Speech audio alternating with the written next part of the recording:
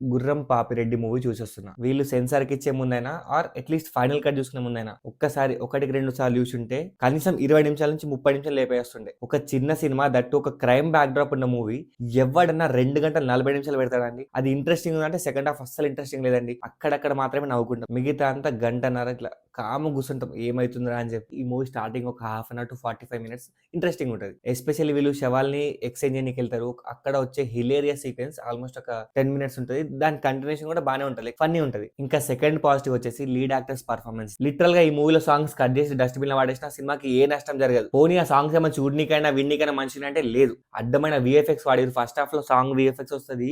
దిమ్మ తిరిగింది నాకైతే. యోగి బాబుకి లిప్ సింక్ లేదు. ఆయన తమిళ యాక్టర్ కదా లిప్ సింక్ ఎందుకు అంటే మరి ఎందుకు తీసుకున్నారు? ఈ మూవీలో ఇంకొక మెయిన్ డ్రాబ్యాక్ వచ్చేసి ఈ మూవీకి పర్పస్ లేదు. హీరో ఒక యాక్టివిటీ చేస్తా ఉంటాడు వాళ్ళని చీట్ చేయడం లాంటిది. బట్ ఎందుకు చేస్తుండు? ఆయన మోటివ్ ఏంది అసలు? Why he's doing this? Second half లో స్టోరీ గందరగోళం అయిపోతుందండి. ఫస్ట్ హాఫ్ వరకు డీసెంట్ గా కూర్చోబెట్టగలిగారు కానీ సెకండ్ హాఫ్ లోకి వచ్చినాక సమాధులు అంటారు, ఎక్స్చేంజ్ అంటారు, శిలాఫలకాలు అంటారు, డిఎన్ఏ టెస్ట్లు అంటారు, హెయిర్ కటింగ్ అంటారు, ఫ్లాష్ బ్యాక్లు అంటారు. నా వల్ల కాలేదు మీకు చెప్తున్నా కదా. సెకండ్ హాఫ్ గందరగోళం అయిపోయింది.